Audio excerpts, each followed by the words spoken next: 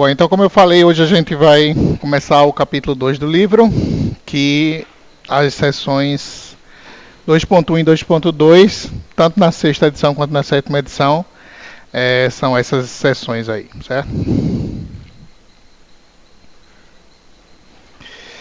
Então, a gente vai tratar, na verdade, sobre conjuntos. E aí a definição clássica aí de conjuntos é essa, né? Que um conjunto é uma coleção não ordenada de objetos. Essa definição aí, de certa forma, ela é informal, certo? Porque a gente não diz, por exemplo, o que é um objeto, certo? Se a gente pensar naquilo que a gente comentou na aula passada, aqui a gravação não funcionou, que a gente tinha falado assim, a gente quer construir uma coisa formal, a gente parte de um conjunto de axiomas e de regras, né, de derivação que preserva a verdade. E então a gente precisaria aqui ter melhor definido quais são os nossos axiomas, se a gente está definindo conjuntos, né? Que a gente não está fazendo aqui. Então, essa forma de trabalhar com conjuntos, definindo eles dessa forma, às vezes é chamada de teoria ingênua dos conjuntos, como fala aqui no nosso livro, que foi a versão apresentada por um matemático chamado Cantor, e que é relativamente imprecisa aí, como eu comentei, certo?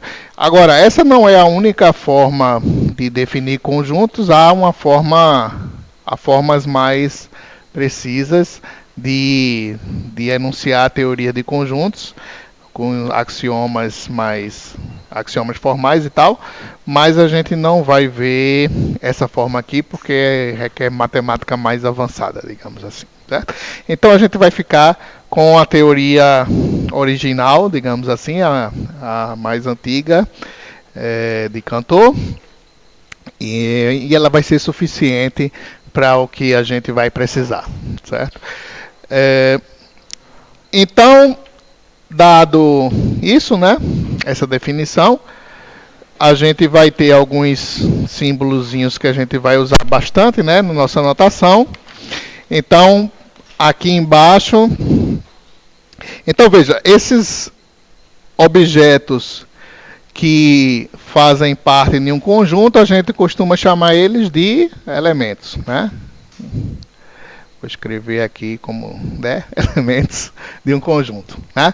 Então, outra notação que a gente vai usar bastante é letra maiúscula para um conjunto. Então, aqui a gente está usando o A, por exemplo. E letra minúscula para elementos do conjunto, certo? E aí os famosos símbolozinhos de pertence e não pertence, né? Então isso aqui está dizendo que o objeto A minúsculo está no conjunto A maiúsculo, ou pertence ao conjunto A maiúsculo, como a gente costuma dizer, e embaixo que o elemento A minúsculo não pertence ao conjunto A maiúsculo, não está nele, né? E aí qualquer coisa que seja uma coleção não ordenada de objetos, a gente pode dizer que é um conjunto, certo? Então note que como é uma coleção não ordenada, a gente pode ter assim, por exemplo, isso aqui A, E, I, O, U, é o conjunto das vogais do alfabeto, certo? Aí note que esse conjunto é idêntico ao conjunto E, A, U, I, O, certo? Porque a gente tem os mesmos elementos exatamente, a coleção não ordenada, então esses dois conjuntos são idênticos, certo? Então isso aí é uma coisa importante, né? Então, quando a gente fala sobre um conjunto, a gente pode definir ele, por exemplo, dizer isso aqui é o meu conjunto S grande. A gente pode definir ele assim, listando os elementos, certo? Quando a gente define um conjunto dessa forma, a gente está dizendo que isso aqui é uma definição em extensão. A gente está listando os elementos, certo? Quando a gente... Essa não é a única forma de descrever um conjunto. A gente pode descrever um conjunto através de uma propriedade que os elementos que fazem parte desse conjunto têm que ter.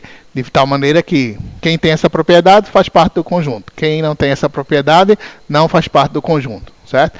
Então, por exemplo, se a gente disser assim, meu conjunto X grande são os elementos X pequeno, tal que X pequeno pertence aos números naturais e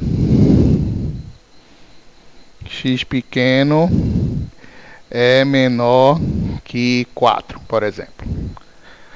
Então, isso aí, se a gente considerar o zero como número natural, às vezes se faz certa divergência sobre isso, mas o mais normal é considerar que zero é um número natural. Então, isso seria equivalente ao conjunto 0, 1, 2, 3. Né? Então, veja que isso aqui é o mesmo conjunto, sendo que aqui embaixo a gente está definindo ele em extensão, e aqui não, aqui a gente está dizendo uma propriedade que define os elementos desse conjunto. Às vezes a gente chama isso de uma definição em intenção. Essa notação especificamente aqui, como a gente fez aqui, x tal que, né? Isso aqui é uma barra vertical, x pertence a n, né? Isso aqui, às vezes, a gente vai chamar, como está lá no livro, isso aqui é uma notação de construção do conjunto.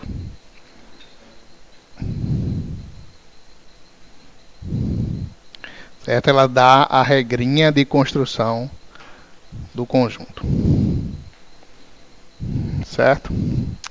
Aí veja, a gente tem conjuntos bem conhecidos, né? Tá aqui exemplos clássicos, né? Que conjunto é esse aqui? Naturais, né? Então esse aqui a gente está ilustrando uma outra forma, ó. Então veja que aqui a gente está de certa forma enumerando o conjunto, ou seja, como a gente falou lá em extensão, mas não exatamente porque, bom, esse conjunto aqui é infinito, então eu não conseguiria listar todos os elementos.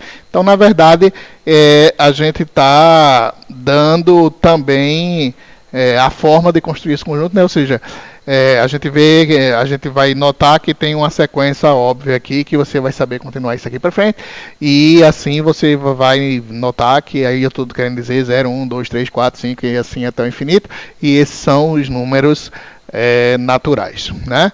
Aí aqui outro nosso conjuntinho conhecido, quem é esse? Inteiros, né? A gente pode usar a mesma estratégia daqui de cima, sendo que agora a gente tem infinito tanto para a esquerda quanto para a direita, né? Aqui embaixo a gente tem os inteiros positivos, então são os inteiros maior que zero, né? E esse aqui quem é? São os racionais, né? Como é que a gente poderia escrever os racionais? Seria complicado usar uma estratégia desse tipo, né? O mais comum seria a gente usar um construtor, né, dando uma regrinha de formação, tipo assim. Esses caras são quem?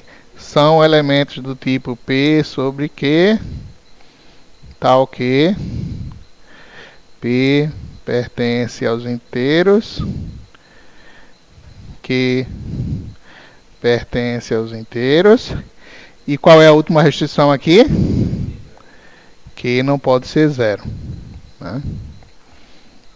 E aí, com isso, a gente tem os números racionais. E esse aqui?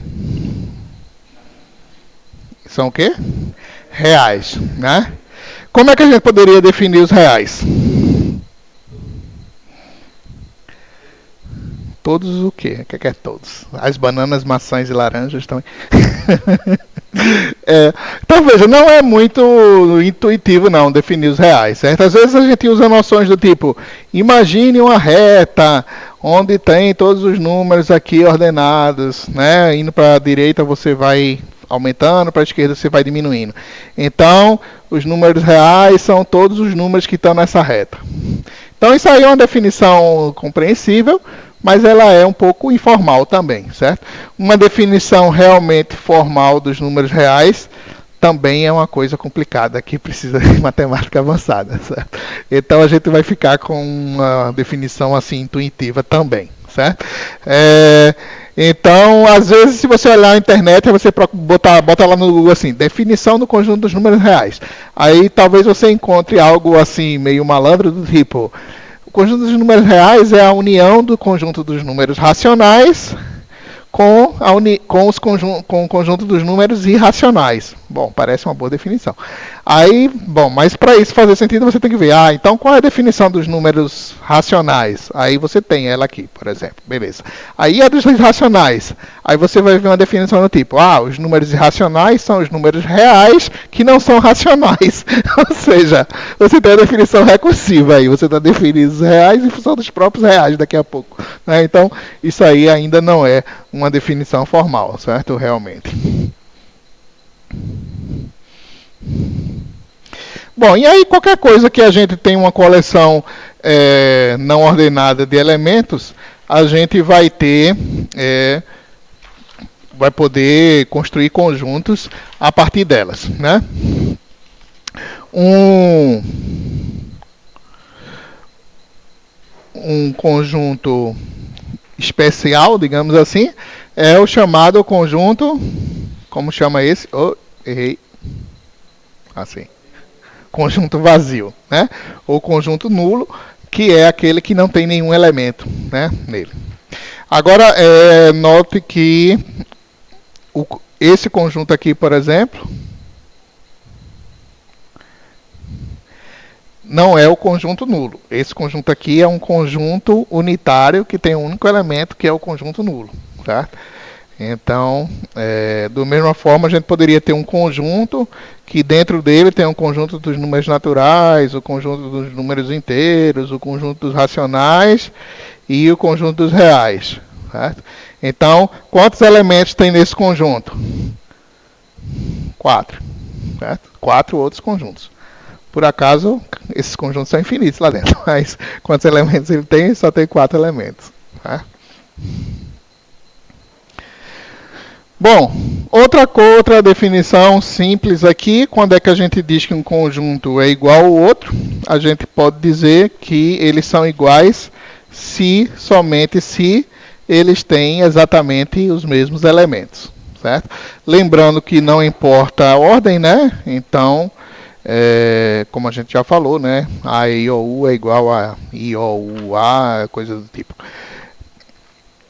Então, é simples, né? Então, note que a gente pode dizer que dois conjuntos são iguais também, vendo a seguinte coisa. Se eu tenho dois conjuntos A e B, como é que eu digo que esses dois são iguais? Então, se eu tiver um X pertencente a A, eu vou botar a setinha aqui para o nosso cientão, como a gente fez na aula passada. Se X pertence a A, então X pertence a B, já que eles são iguais. Certo? Mas note que isso não é suficiente. Para eles serem iguais, eu também vou ter que ter que, se X pertence a B, então X pertence a A. Certo? Se eu tiver as duas coisas ao mesmo tempo, então eles vão ser iguais. Certo? Então isso aqui vai ser importante porque isso vai ser frequentemente uma forma de demonstrar que dois conjuntos são iguais, certo? Você demonstrar que todo elemento que está em um está no outro e todo elemento que está no outro está em um, certo? Nos dois sentidos.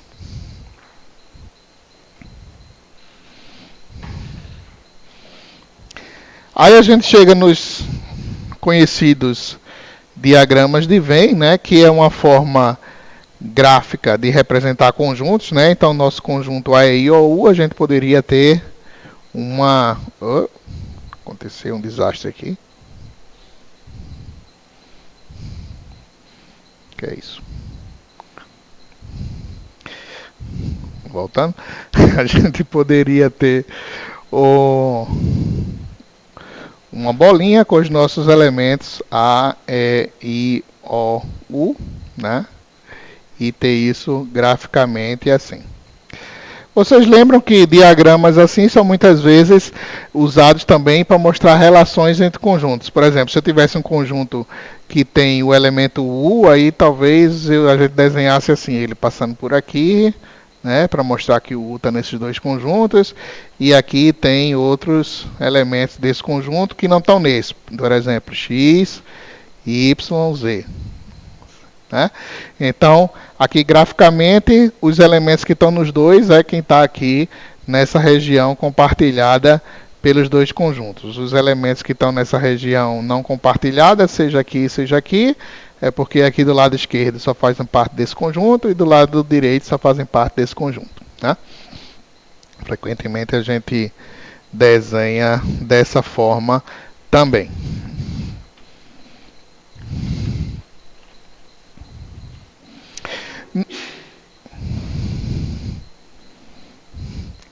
Aí outra coisa, aí outra noção, definição importante é de subconjunto. Né? A gente tem que um conjunto A é subconjunto de B se a gente tiver o quê? Para todo elemento de a gente tiver, certo? Toda vez que esse cara for elemento de A, ele é elemento de B. Então é um sentido daquilo que a gente colocou antes, né? Para ser igual, a gente teria que ter também que todo de B tem que estar em A, né? Mas se a gente tiver isso aqui já garante que um A é subconjunto de B, certo? Já que B contém todos os elementos dele, né? O que a gente está dizendo aqui é, se eu tenho um elemento em A, então ele está em B. Então, isso significa que o A é subconjunto de B. Né? Se a gente pensar em diagrama de Venn, isso significa que o B, graficamente, vai estar englobando todo o A. Né? O A vai estar assim dentro de B, de tal maneira que todo elemento de A também é um elemento de B. Né? Se a gente tivesse algo assim, né, por exemplo, AB, então a gente não tem, nesse caso aqui, não é verdade, né? Nem A é subconjunto de B, a gente usa esse símbolo, né, para subconjunto, aqui não é verdade, vou cortar, né? Nesse caso aqui é verdade. Aí note que, pela nossa definição aqui, ó, isso quer dizer também que todo conjunto vai ser subconjunto dele próprio, certo? Por quê? Porque todo elemento dele vai ser elemento dele. Então, todo conjunto é subconjunto dele próprio, pela nossa definição geral de subconjunto. Se a gente não quiser que isso aconteça, aí a gente vai usar essa noção aqui de subconjunto próprio, certo? Que é o quê? A é o subconjunto próprio de B. Se A for subconjunto de B, como a gente viu antes, mas também o A é diferente de B. Tá? Então, se a gente tiver isso, a gente tem um subconjunto próprio. Né? E como comentado aqui em cima, isso vai significar um subconjunto em algo assim, né? Como está aqui em cima. Né? Se a gente tiver o A subconjunto dele próprio, vai ser tipo assim, né? A, simplesmente, é subconjunto dele próprio. E num subconjunto próprio, a gente sempre vai ter um cara e outro menorzinho, né? Com elementos do lado de fora do que é subconjunto próprio. Né? Já que ele não pode ser igual. Aí aqui a gente já falou, ó, lembrando, o conjunto sem elementos é chamado de conjunto vazio ou nulo. E aí a gente usa esse símbolo, né, assim cortado, lembrando que é simplesmente esse símbolo sem as chavezinhas, né? Se a gente colocar as chavezinhas, como eu mencionei antes, isso aqui não é um conjunto vazio, isso aqui é um conjunto unitário que tem como único elemento o conjunto vazio. Certo? Aí uma coisa interessante que a gente pode notar é que o subconjunto vazio, ou melhor dizendo, o conjunto vazio, ele é subconjunto de todo conjunto X, qualquer, certo? Se a gente olhar a nossa definição de subconjunto, era assim, se X pertence a A, então X pertence a B, onde significa A subconjunto de B, né? Nesse caso aqui, o nosso A seria o conjunto vazio, e o que aconteceria é que X pertence a A sempre seria falso, tá? Porque nenhum elemento pertence ao vazio, certo? Nos nossos se então lógico, né, o se tarará, então tarará, né, que a gente representa por a setinha, o que acontece é que quando que está antes do implica é falso, a sentença inteira é verdadeira. Então, nesse caso aqui, a gente sempre tem o que é antes falso, ou seja, essa sentença aqui é verdadeira, certo? Ou seja, é verdade que esse cara é subconjunto desse. E vai ser verdade para qualquer conjunto. Outra noção importante, cardinalidade de conjuntos. Então, ó, se a gente tiver um conjunto S que tem exatamente n elementos distintos, onde n é um inteiro não negativo, né? A gente diz que S é... Qual é a definição de um conjunto quê? Um conjunto com exatamente n elementos, onde n é um inteiro não negativo, é um conjunto... É o contrário disso aqui, ó. Esse é finito. Certo? Note que a gente disse aqui, ó, não negativo, que significa que pode ser zero, né? Então, por exemplo, por essa nossa definição aqui, a gente pode dizer que o conjunto nulo é um conjunto finito, porque ele contém zero elementos distintos. E zero é um inteiro não negativo, né? Então a gente tem a definição de um conjunto finito, certo? A gente chama também esse número n de quê do conjunto? Cardinalidade, né? Então, o cardinal de S, né? E a gente usa uma notação assim, né? Como a do módulo, barrinha vertical. E aí a definição de um conjunto infinito é simples. Quando é que um conjunto é infinito? Exatamente, se ele não é finito. Certo? Então é só ver, atende isso aqui, sim, finito, não, infinito. Mais para frente a gente vai ver que nem todos os infinitos são iguais, mas isso é um assunto para depois.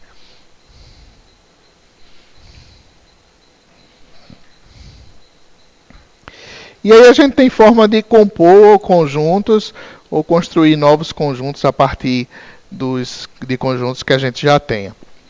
Uma noção importante é a chamado conjunto das partes de um conjunto, denotado assim por P, né? Então, se a gente tem um conjunto S maiúsculo, a gente pode escrever P de S, para dizer que isso é o conjunto das partes. E o que é isso aqui? É um conjunto, né? Então, isso aqui é o conjunto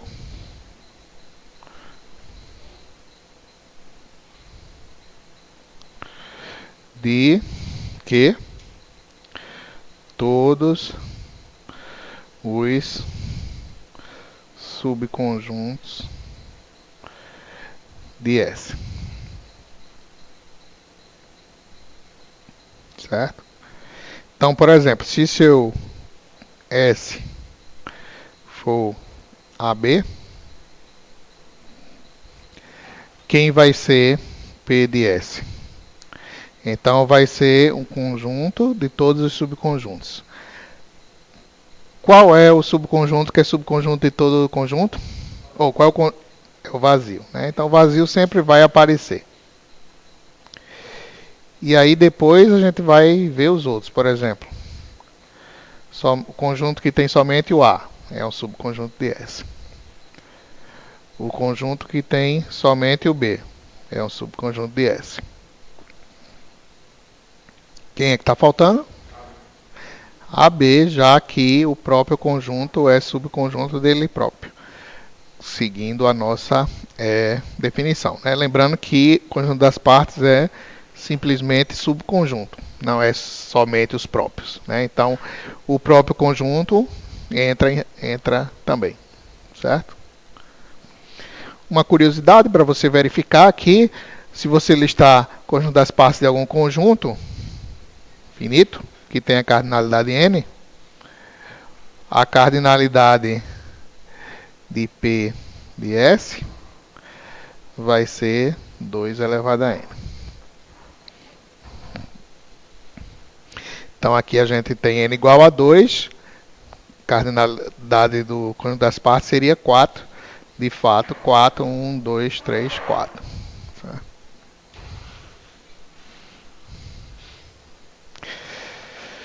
Bem, outra definição importante aqui é a definição de n upla. Um n upla ordenada, né, como está aí na definição, é simplesmente uma coleção ordenada, certo? Ou seja, a gente pode falar que esse cara aqui é o primeiro elemento. Esse cara aqui é o segundo elemento. E assim por diante, certo? Como ela é ordenada, então a gente não vai ter mais aquela coisa de que não importa a ordem, certo? Então, por exemplo, se a gente tem uma n upla 1, 2, 3, esse cara aqui é diferente da n upla 2, 1, 3, certo? Porque para elas serem iguais, o primeiro elemento dessa tem que ser igual ao primeiro elemento dessa, o segundo elemento dessa tem que ser igual ao segundo dessa, o terceiro elemento dessa tem que ser igual ao terceiro dessa, certo? Já que é uma n upla ordenada. Dado essa definição, bom, aí a gente tem alguns nomezinhos particulares, né, para n uplas menorzinhas. Então, por exemplo, se você tiver só 2 elementos, a gente costuma chamar isso de um par ordenado, né? Se você tiver 3, aí você pode chamar de uma tripla, né? Aí veja que esse nome n upla vem justamente desse plá aqui que vai ficando no final, né? Plá, quádrupla, quíntupla, enupla, certo? N elementos ordenados, certo? E aí com essa definição a gente chega facilmente na expressão do que é um produto cartesiano. Então, primeiramente, a gente pode definir o produto cartesiano como algo entre dois conjuntos, que a gente está chamando aqui de A e B. Então, o produto cartesiano desses dois conjuntos, aí a gente usa a notação assim, como um símbolo de multiplicação, né, A, X, B, vai ser o quê? Vai ser um conjunto de pares, aqui no caso, em que o primeiro elemento é um elemento de A, do par, e o segundo elemento é um elemento de B. Certo? Então, ó, escrevendo isso, o produto cartesiano é um conjunto de pares ordenados, AB, tais que cada primeiro elemento dos pares vem de A e o segundo elemento vem de B. Certo? Então, por exemplo, se a gente tiver assim, A igual a 1, 2. B igual a x, y, z. Qual é o produto cartesiano A vezes B? Aí nota que isso vai ser um conjunto de pares. O primeiro elemento vem de A, segundo de B. Então vai ser um X, um Y, um Z, aí 2x, 2x, deixa eu ver se eu consigo apagar.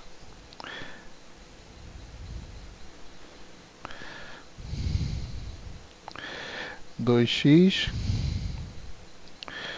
2y, 2z. Certo? Note que A cartesiano B é diferente de B cartesiano A, né? Porque aí B cartesiano A, o primeiro elemento vai vir de B e o segundo de A. Então, por exemplo, nesse mesmo exemplo, B cartesiano A seria um conjunto de pares x1, y1, z1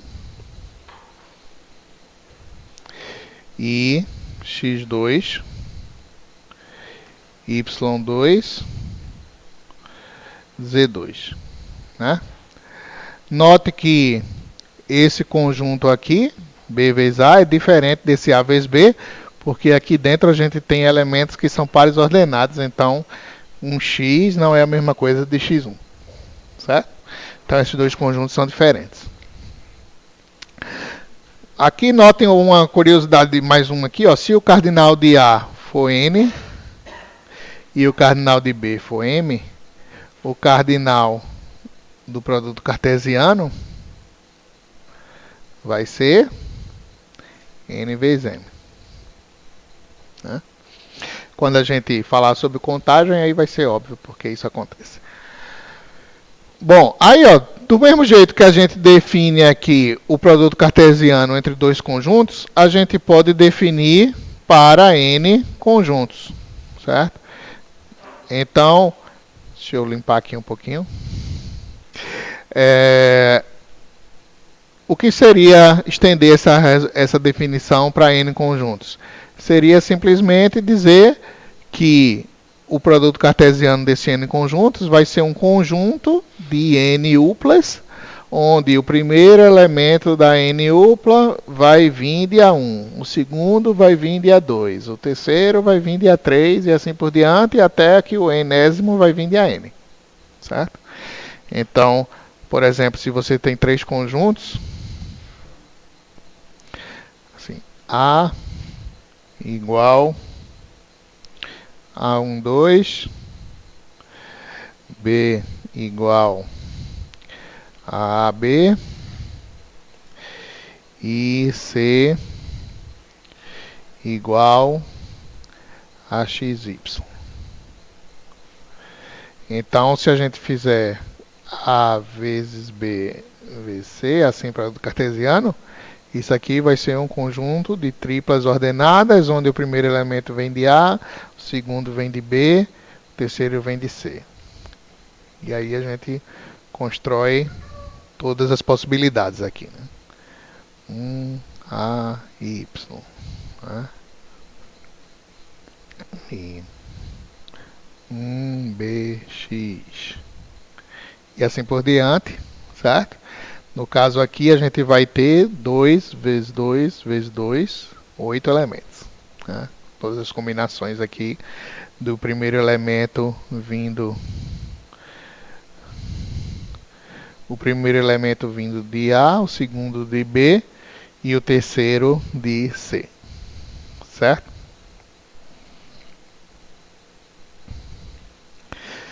Bom, aí a gente chega na parte de operações com conjuntos, as nossas operações clássicas, né? A gente pode definir a união, inicialmente entre dois conjuntos. A gente usa esse símbolozinho, né? Um U, para falar da união. E o que é a união? São os elementos que estão ou em A, ou em B, ou em ambos. Né? Então, se a gente fosse escrever naquela notação, seria de formação seria tipo assim, né? Seus elementos x, tal que x pertence a ou x pertence a b. Aí eu vou botar aqui entre parênteses, embora não fosse necessário estritamente, porque o ou por default é inclusivo, né? Mas só para deixar claro que pode estar nos dois também, né? Aí lembrando que como a gente tem uma coleção não ordenada, né? Se a gente tiver um elemento que apareça em ambos, tipo assim, aí quando a gente fizer a união disso, isso aqui a gente vai escrever, por exemplo, assim, A, B, C, D. Então veja que quais são os elementos que estão ou em A, ou em B, ou em ambos. O elemento A, o B, o C e o D. Note que eu não repito B porque B é o mesmo elemento. Né?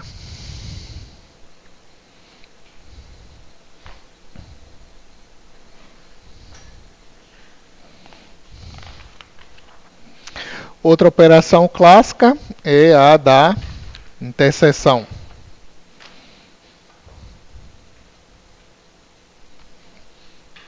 Que a gente vai ver aqui em seguida. Né? Como é que a gente faz? Quem é A interseção B? São os elementos X, tais que X pertence a A e X pertence a B. Né? Então, se a gente tivesse aquele exemplo lá, assim, ABC, interseção BDE, por exemplo, isso aqui seria... Quais são os elementos que estão nos dois? Só o B, né? Então seria um conjunto unitário com B. Aí a gente diz que dois conjuntos são disjuntos se a sua interseção for o quê? Vazia. Né? Então se a gente tiver assim, por exemplo, ABC, interseção 1, 2, vai ser igual conjunto vazio. Certo? Então a gente pode dizer que esse conjunto e esse são disjuntos.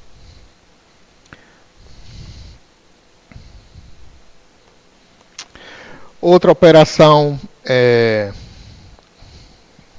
clássica, né, a diferença. Então note que a diferença aqui a gente está falando de A e B, escrevendo A menos B. Aí quem são esses caras? Esses caras são os elementos que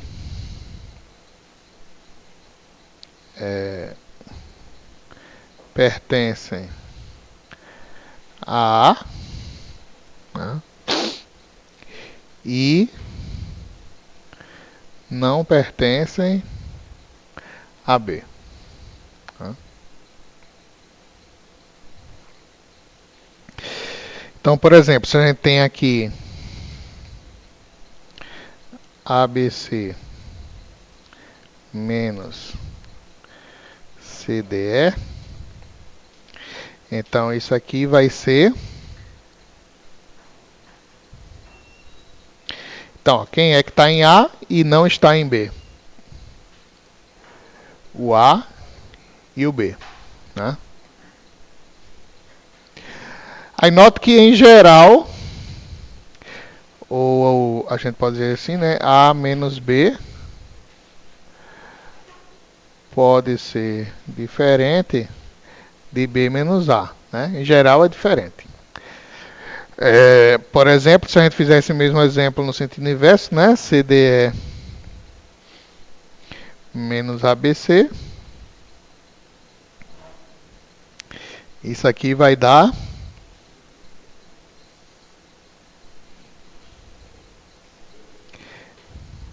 DE, né? Nota que poderia ser igual, por exemplo, se a gente fizesse um conjunto A menos A. Isso aqui seria vazio nos dois sentidos, por exemplo. Tá? Mas em geral é diferente.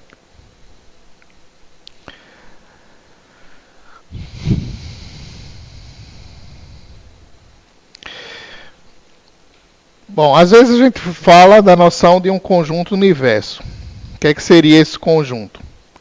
Aí esse conjunto, em geral, a gente pode pensar assim, que é o conjunto de todos os elementos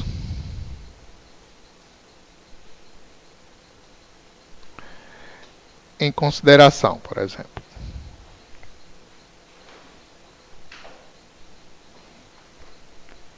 Por exemplo, se eu digo que A é o conjunto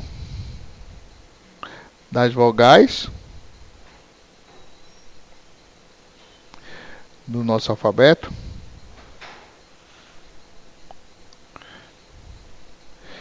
eu, de certa forma, estou pensando assim, né? Eu tenho um A com o A, E, I, O, U. E o meu conjunto universo aqui que eu estou pensando é o conjunto de todas as letras do alfabeto, né?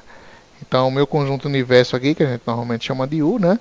Teria todas as letras, inclusive as vogais, né? Aqui a gente teria no total os 26 pontinhos. E aí, dado que a gente tem um conjunto universo definido, a gente pode definir o complemento de um conjunto, certo? Então, o complemento do conjunto, que a gente define barrando ele, né? Se a gente chama o conjunto de A, o complemento é a barra, se chama de S, S barra, assim por diante. Então, isso aqui vai ser simplesmente os elementos do conjunto universo que não estão em A. Né? Como é que a gente pode escrever isso com uma operação que a gente acabou de ver? O menos A. Né? Então, se a gente pensar nesse exemplo aqui, em que o A são as vogais, né? O nosso A barra seriam as consoantes, né? B, C, D, F, assim por diante, até chegar no Z, somente as consoantes, né?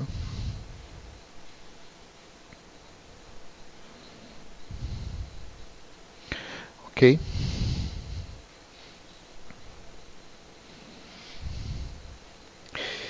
E aí a gente tem uma série de propriedades de conjuntos que são identidades. O que é que a gente quer dizer com isso? A gente quer dizer com isso que um lado é igual ao outro, basicamente. Né? E aí a gente tem várias dessas identidades. Por exemplo, se você pegar um conjunto qualquer, que a gente está chamando de A, e fazer a união com um conjunto vazio, isso aqui dá o próprio conjunto, certo? Então a gente está dizendo que isso aqui é uma identidade, porque a gente está dizendo que esse lado é igual a esse, então isso é uma identidade, certo? Então a gente tem uma série de identidades assim básicas, né, de conjuntos. Por exemplo, se a gente pegar um conjunto A e fizer interseção com o conjunto universo, isso aqui vai dar o próprio A, né? Já que o conjunto universo é o de todos os elementos.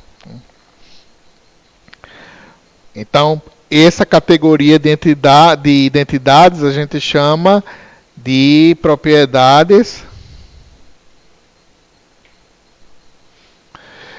de elementos neutros. Por que esse nome? Porque a gente está dizendo aqui que para a operação de união, o conjunto vazio é um elemento neutro. Ou seja, ao você fazer a operação união de um conjunto com um conjunto vazio, você obtém o próprio conjunto, certo? Do mesmo jeito que, por exemplo, na adição, se você somar com zero, você tem o próprio número. Então, zero é o elemento neutro da adição. Aqui a gente está dizendo que o conjunto vazio é o elemento neutro da união, certo? Aí vai ser o próprio conjunto, assim, não vai... Ah, sim, mas assim, não é no... assim, porque um conjunto A que a gente está dizendo aqui é um conjunto qualquer, né? Então, assim, ele não é um único conjunto, ele é qualquer conjunto, certo? Então, enquanto que um elemento neutro é um único elemento, né? Então,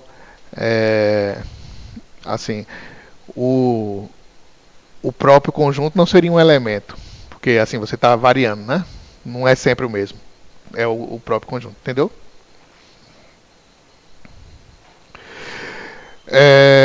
E aqui, em relação à interseção, o elemento neutro é o universo, certo?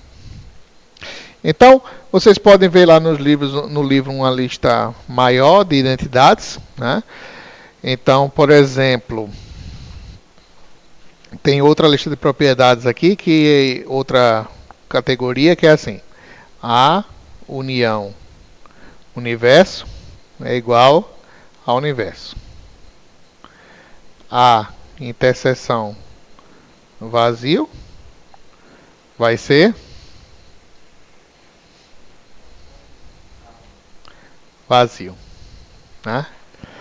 Aí veja que o que acontece. Aqui, quando você faz união com o universo, você obtém o próprio universo. Quando você faz interseção com vazio, você obtém o vazio, né?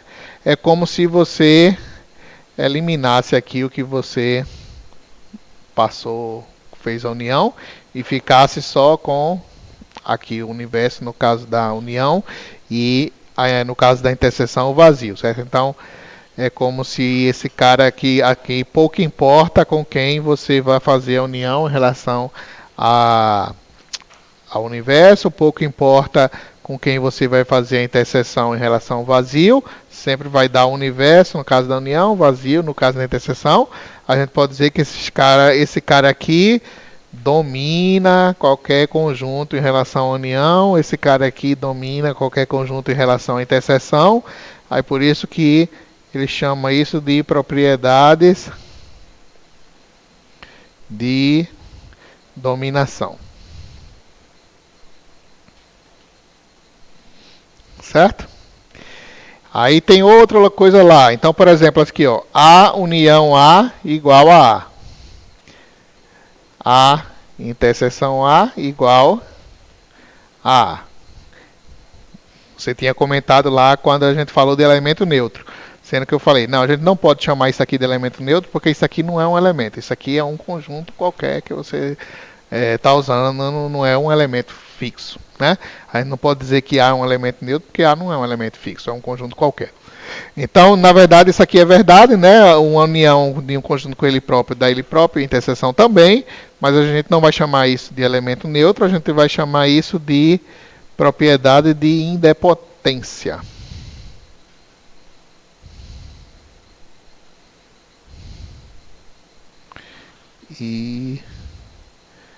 Idempotência, certo? E aí tem mais algumas aqui para listadas. Agora o que acontece? Embora essas propriedades, algumas delas você pode dizer assim, isso é óbvio, tal, assim, dá para ver que é mesmo. Normalmente, se tratando de matemática, todas essas coisas devem ser provadas, né? E aí vocês vão ver aí que no livro tem algumas demonstrações feitas e algumas outras ele pede para você fazer como exercício. Aí o que é que acontece? Note que para cada uma delas você vai demonstrar uma identidade, ou seja, que o lado esquerdo é igual ao lado direito, né? E aí a gente vai voltar para aquela ideia lá de igualdade de conjuntos, né? Note que o que acontece aí é do lado esquerdo você tem um conjunto do igual, né? Do lado direito você tem um conjunto também. E o que você quer mostrar é que o conjunto do lado esquerdo do igual é igual ao conjunto do lado direito do igual, certo? Então, para fazer isso, Normalmente você vai usar uma técnica daquele tipo que eu comentei, ou seja, você vai mostrar que o lado esquerdo é subconjunto do lado direito e o lado direito é subconjunto do lado esquerdo. Por isso eles são iguais, então, certo? E aí para fazer isso você mostra que todo elemento que está do lado esquerdo está do lado direito, todo elemento que está do lado direito está do lado esquerdo. Por isso eles são iguais, certo? Então, por exemplo, se a gente quisesse fazer esse exemplo, essa identidade aí, que eu não listei lá, mas é uma das que está no livro, né? Ele diz que se você fizer a união de A com B e pegar o complemento, isso aí é idêntico a você fazer o complemento de A e aí complemento de B e fazer a interseção entre essas duas coisas, certo? Então, como é que você consegue mostrar que de fato isso é igual? Ou seja, o lado esquerdo do igual é igual, o mesmo conjunto, um conjunto idêntico ao lado direito do igual. Aí você faz mostrando essas duas coisas, né? Note que isso aqui são duas demonstrações separadas, né? Você demonstra que esse cara é subconjunto desse e o outro é subconjunto dele. Tá? Aí, por exemplo, para mostrar o 1, né? Para você mostrar que A união B complemento é subconjunto de A complemento interseção B complemento, você deve mostrar que todo elemento que está em A união B complemento está em A complemento interseção B complemento. Tá? Então você pode fazer isso assim usando as definições e uma série de igualdades. Então, por exemplo, o que é A união B complemento? Aí, assim, pela definição lá do complemento, isso vai ser os elementos X, tal que eles não estão em A união B, certo? Pela definição do complemento. O que é um complemento do conjunto são os caras que não estão nele. Né? Mas aqui você já está assumindo De Morgan, né? Aqui eu vou fazendo uma prova por first principles, assim, sem necessidade de nada externo, né? Só pelas definições que a gente já viu. Então, se você começar daqui, né? Aí o que acontece? Aí você pode sair fazendo equivalências para isso. Então, o que é um cara não pertencer à união B? Se o cara não pertence à união B, é porque ele não pode estar nem em A nem em B, porque senão ele estaria na união, que diga. Certo? Se ele não pertence à união, significa que ele não está nem no A nem está no B. Certo? Então você poderia dizer que isso aqui vai ser equivalente a dizer que o X não pertence ao A e o X não pertence ao B. Certo? Aí, ó, note que quem são os caras que não pertencem a A?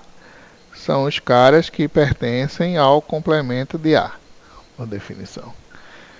E quem são os caras que não pertencem a B? São os caras que pertencem ao complemento de B. Tá? E aí, ó, quem são os caras que estão no complemento de A e estão no complemento de B? São justamente os caras que estão na interseção do complemento de A com o complemento de B. Certo? Então veja que você viu que todo cara que não está, né, em A união B, que são os caras que estão no complemento, eles estão nessa interseção. Certo? Então aqui você mostrou que, de fato, isso aqui é um subconjunto disso. Certo? Porque todo cara que está aqui, está aqui. Certo? Mas você também precisa fazer o outro sentido, que é mostrar que todo cara que está aqui, está aqui. Certo? Aí você pode fazer na mesma ideia, certo? Para provar 2. Aí, vamos lá, começando. Quem são os caras que estão nessa interseção? Né? Aí vão ser os caras que estão em A complemento e estão em B complemento. Certo?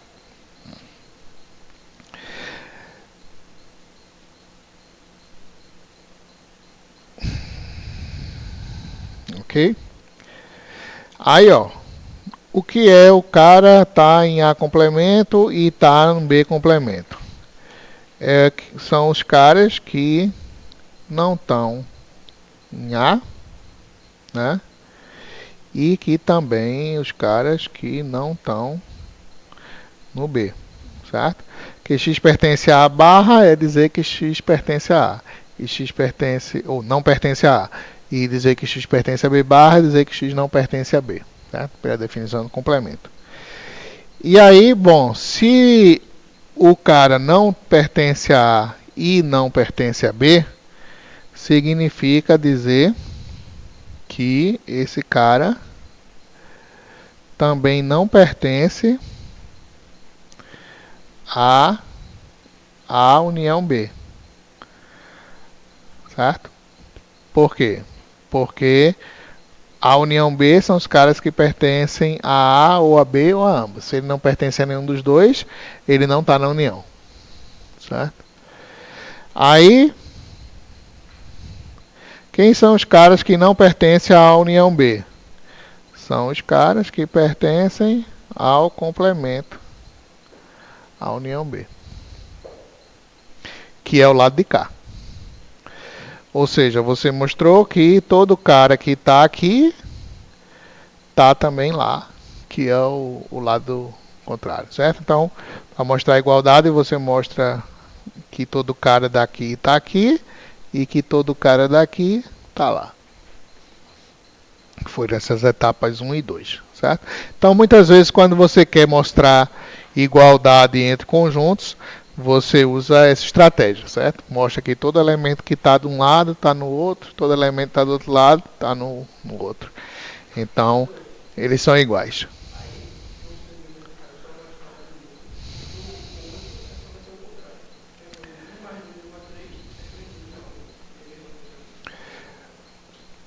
Não, porque aqui eu estou mostrando pela presença de um elemento X com determinada propriedade no cara. Aí eu chego na conclusão que, bom, se ele está num cara, ele está no outro. Mas não necessariamente isso quer dizer que o sentido inverso é também verdade. Eu preciso mostrar assumindo que ele está no outro lado e mostrar que ele também está no primeiro. Tá?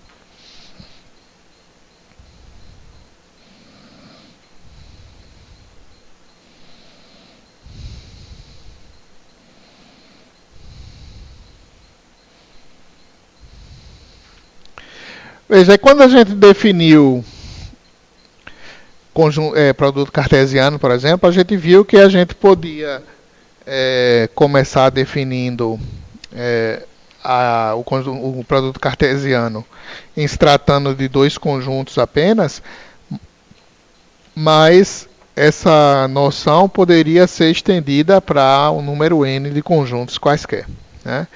A mesma coisa a gente pode pensar no caso da união ou da interseção.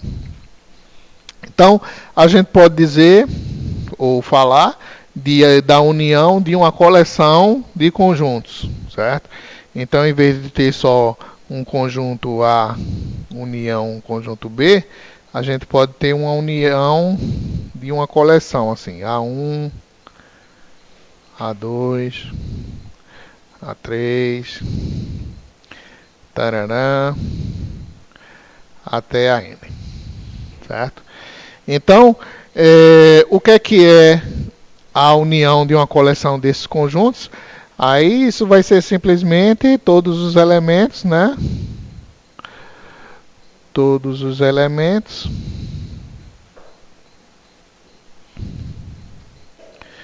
que pertencem a... Então isso aqui vai ser um conjunto, né? Vou botar assim. O conjunto de todos os elementos que pertencem a quê? A pelo menos um dos conjuntos A1 até a N.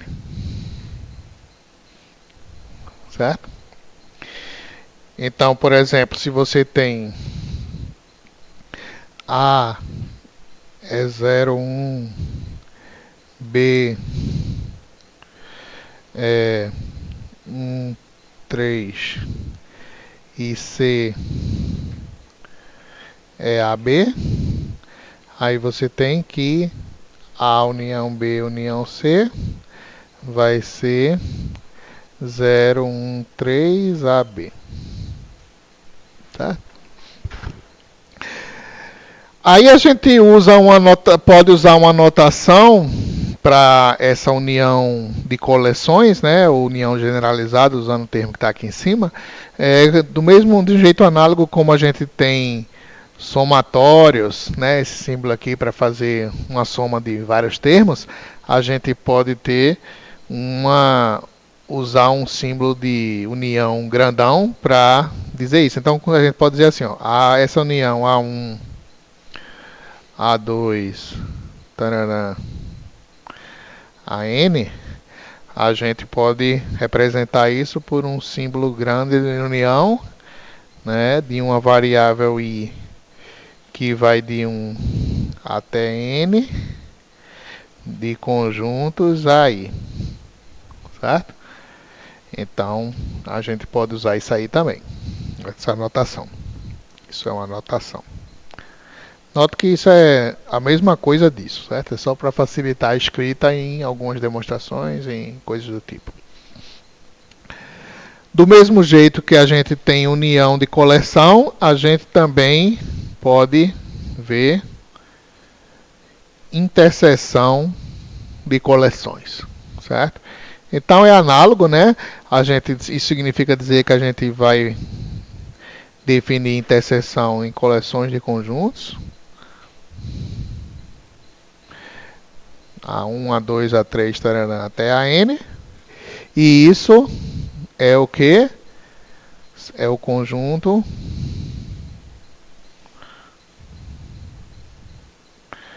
de... Tá assim, botar assim, dos elementos que estão em todos os conjuntos. Então só vai aparecer quem tiver aparecer em todos os conjuntos, né? Então se a gente tiver assim A igual a 1, 2, B igual a 2, 3 e C igual a 2, 4, aí isso aqui seria 2, né? Nota que se eu tivesse assim, A igual a 1, 2, B igual a 2, 3, C igual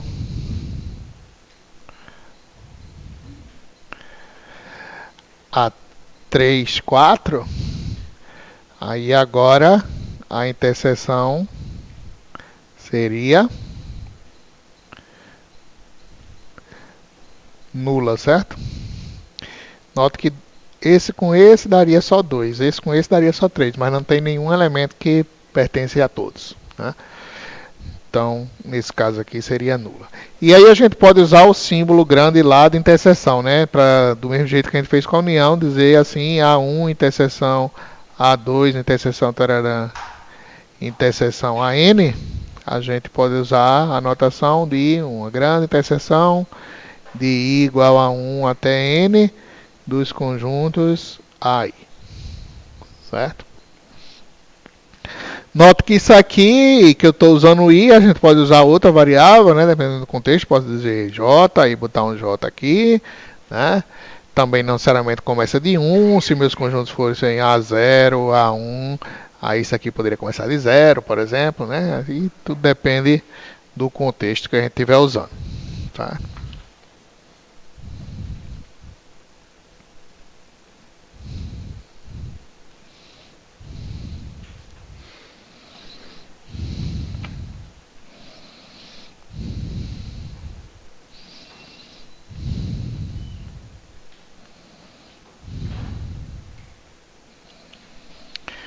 para terminar, vocês podem dar uma olhadinha, quem se interessar, numa parte final que tem no livro sobre representação computacional de conjuntos. Vocês sabem que no computador, né, tudo é representado por bits. E, portanto, a gente tem sempre disponível nas linguagens de programação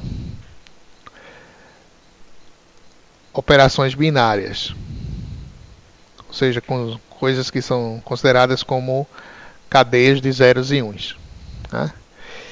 E aí a gente tem uma certa correspondência entre as operações de união e interseção com operações binárias de i e ou, que podem fazer com que a gente consiga representar de forma eficiente conjuntos, tá? Então, por exemplo, o que acontece? Se você tem um i binário,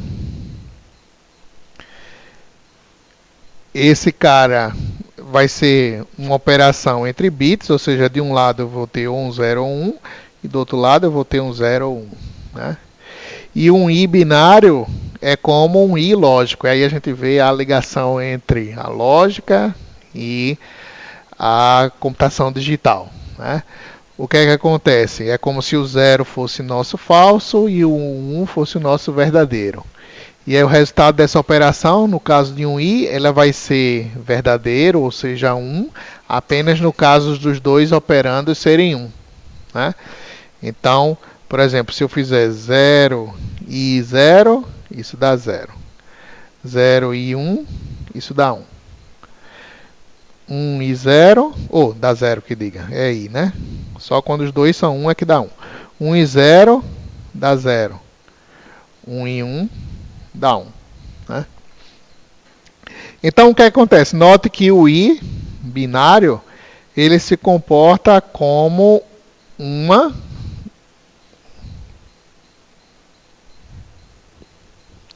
interseção, no sentido de que se você mapear seus elementos em posições, digamos, onde eles possam estar, e você tiver dois conjuntos que têm ou não esses elementos, e você representa isso como cadeias de bits, se você quiser fazer uma interseção entre esses dois conjuntos, aí você pode fazer uma operação binária de i entre essas duas cadeias, e vai ficar 1 nas posições somente que ambas fossem 1, representando a presença daquele elemento naquela posição para esse conjunto.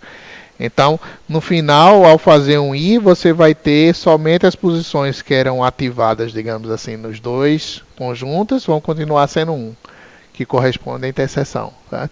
E aí, com isso, você consegue fazer representações eficientes dessas coisas, certo? Assim, hoje em dia, na maioria das vezes, isso é pouco importante, porque a maioria das pessoas vão usar linguagens de alto nível, que vão ter estruturas de dados de conjuntos já prontas, e a pessoa não vai nem se preocupar em como representar, certo? Mas se a pessoa fosse fazer uma implementação num sistema embarcado, com bem pouquinha memória, não sei o que, aí talvez ele tivesse que se preocupar com usar esse tipo de coisa. Isso tem... porque isso na memória tudo é zeros e uns, né? E aí você tem essas operações de i ou tarará, que também são as operações que tem em portas lógicas, né? O AND, né? O OR, etc, né? Então a gente tem essa ligação aí entre lógica, né? E entre eletrônica digital, né? E, consequentemente, programação, já que os programas manipulam a eletrônica digital no final das contas, né? Já que tudo é digital dentro do computador. né? Tudo é uma questão de representação, né? Qualquer coisa que você use no seu computador lá em alto nível, no final das contas, tudo é transcrito para zeros e uns, né? Então são esse tipo de operação que acontecem lá dentro. E às vezes, se você descer o nível assim de implementar as coisas diretamente com essas representações, né? Aí você consegue uma performance muito melhor, né? Então, às vezes, em algumas áreas, assim, tipo, algumas áreas de computação gráfica, onde é preciso fazer operações com grandes números de pixels ao mesmo tempo, não sei o que, aí você faz algumas representações desse tipo. Usa máscaras de bits para fazer I ou não sei o que, mas assim, grosso modo, poucas pessoas precisam mexer com isso, né? Mas é interessante ter uma ideia e saber. E aqui na parte final dessa sessão, no caso a 2.2, o livro menciona aqui rapidamente essas questões de representação. Certo? Nesse curso aqui a gente vai falar pouco dessas questões, né? Vocês vão ver que muitos dos capítulos começam a parte matemática e no finalzinho tem alguma coisa prática assim de implementação. E nesse curso a gente vai ver pouco essas partes práticas, porque na verdade boa parte delas vocês vão tratar na disciplina de algoritmos. Tá? Então, nesse curso a gente vai falar mais das ideias matemáticas mesmo, das coisas, e na parte de algoritmos vocês vão ver mais as coisas práticas. Certo? Então, por exemplo, a gente vai ver algumas estruturas de dados, tipo grafos, árvores, mas a gente vai falar assim pelo aspecto matemático desse modelo. E na disciplina de algoritmos, aí vocês vão ver implementações, algoritmos que usam grafos, que usam árvores e vão fazer programas com eles, né? Mas aí isso vai ficar para a próxima disciplina, ok?